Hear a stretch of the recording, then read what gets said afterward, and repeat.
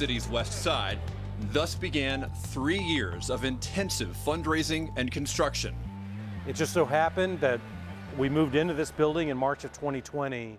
On March 11th, about 48 hours later or less, everything started to shut down. The pandemic really erupted, shut down the economy, and we saw an unprecedented spike in demand as a result of that economic shutdown. After meeting the immediate needs during the early days of COVID, the new expanded food bank was able to increase partnerships with local farmers. From farms like this, managed by Rahul Anand, comes the fresh produce upon which the food bank relies. Being able to feed people does really create a sense of pride. You can do all kinds of things, but at the end of the day, everybody's got to eat. And being able to produce the thing that they eat is really great. Having the opportunity to work with places like the Atlanta Community Food Bank is, a real benefit to operations like mine. So being able to expand and have partners who can, help me do that, and I can help out as well, puts me in a position to, pay staff reasonable wages, expand, and then get to a point where we're profitable enough to then donate produce to some of these organizations as well. Other farmers in rural Georgia, like this watermelon grower, donate imperfect food to the food bank. Food that is perfectly edible, but may not look good enough for a grocery store shelf. That prevents waste and bolsters the food bank's offering of fresh fruits and vegetables. Back at the food bank's loading docks where the fresh produce arrives, there's a certain kind of energy. Volunteers are almost never in short supply. Staff members take pride in their work. To create a lot of meals for the community is beautiful. And when Kyle Wade and Deborah Schoaf look to the future, they see opportunity, the chance to grow and bring food security to their neighbors living in the tree-covered communities of North Georgia.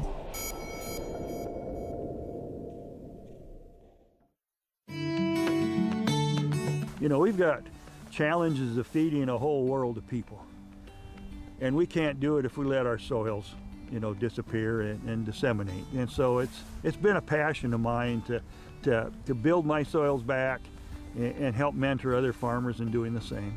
Iowa soybean farmer Wayne Fredericks seems to feel the same way about soil as President Franklin Roosevelt, who once said, "The nation that destroys its soil destroys itself." I started farming in 1973. We never farmed the same 2 years in a row. We're always trying something new and different. Wayne has had to adopt principles like minimizing soil disturbance and maximizing soil biodiversity, sometimes by necessity. What got us into no-till soybean is that we froze up one winter and we couldn't plow anymore. Since then, no-till farming has helped Wayne reduce soil erosion and the amount of water needed to cultivate his soybeans and other crops. It has structure. It has pore space.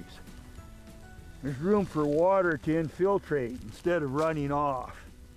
There's room for water to be stored. And look at the color. It's a good dark color. That shows you the organic matter that's in this soil. We rotate corn one year, soybeans the next year. Now, if you notice, we have this green growth out in here. This is our cover crop. This cover crop blend happens to be cereal rye, oats, and kale. Cover crops, according to Wayne, have decreased the need for herbicides and pesticides while protecting water quality, all for the greater good. We definitely, as farmers, got to realize that what we do on our farm has effects further downstream. Water from Wayne's farm drains into the Cedar River, which flows into the Mississippi River. But first, it filters through his wood chip bioreactor. We divert the water into this bed of wood chips. And the bacteria that want to break down that carbon source of the wood chips pull the nitrogen off of the water. That's a huge benefit. Wayne also invites numerous wildlife species to his farm by restoring native habitat, which helps pollinate crops and reduce pests. I remember the seed mix we used here had 52 different species. That habitat is never the same from one year to the next. And plus we're providing a benefit for our pollinators. And we got our pollinator species. And it's full of deer, fawn, and pheasants going back and forth. Farmers are understanding that there's value to doing things different. We have to learn how to farm and maintain our productivity of the soils. Learn practices that rejuvenate, regenerate these soils and make them more productive and maintain that productive ability. I'd love to have a conversation with any consumer that would want to know more about what we do on the farm, because our sole focus is to produce a quality product, a healthy product, and one that they would be proud to purchase in the store. That's it for this edition of America's Heartland. For more stories, full episodes, and recipes, visit americasheartland.org or connect with us on Facebook. You can see it in the eyes of every woman and man in America's heartland, living close to the land. There's a love for the country and a pride in the brand. In America's heartland, living close to the land. America's Heartland is made possible by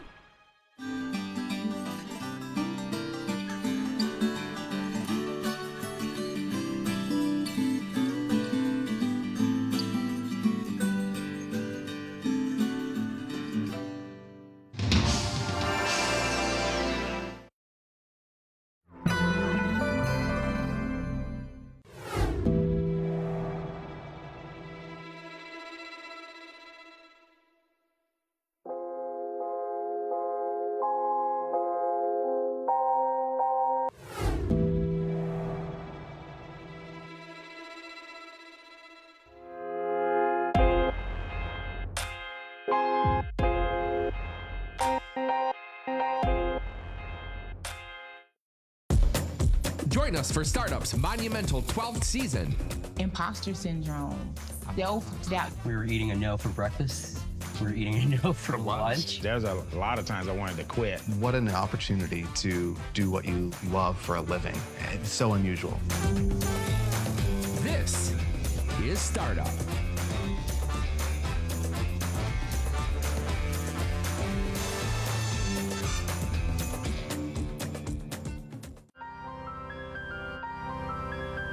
It's really important for AAPI stories to be told. When we search for who we are. It's so amazing, the family history I never knew. When the journey. This was the beginning of our journey to seek the American dream. Brings us home. Just getting those stories out there, that can be a very powerful thing. World. Breaking through.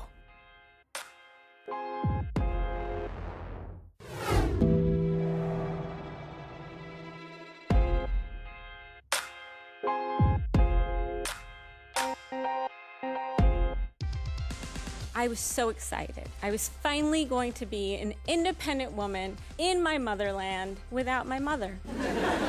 And so I pick up the card, and inside it reads, "Will you marry me?" And I think, not bad. Once I'm an accomplished playwright, then I can do what I actually want to do, which is to be happy back close to my family. Why do I have to wait? I want to go home.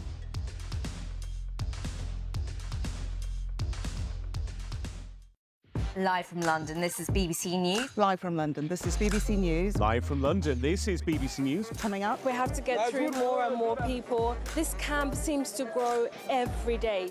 Packed with people who've left their homes seeking shelter from the cyclone. America's longest war. Did you feel? History's going to write this story. It's now so difficult to predict what happens next. BBC News. Next time, parents navigate the ever-changing world of freshwater. Through floods and droughts, they persevere to raise the next generation. This is parenthood.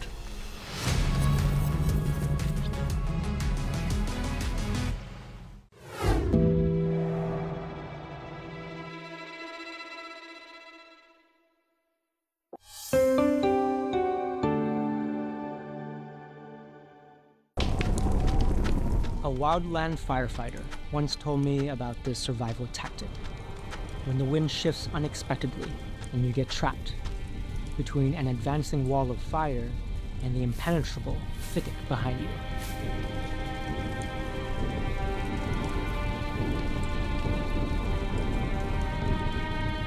Sometimes there's only one way out, into the black, the burnt ground where the flames have already passed. But to get there, you have to run towards the fire. It goes against every instinct,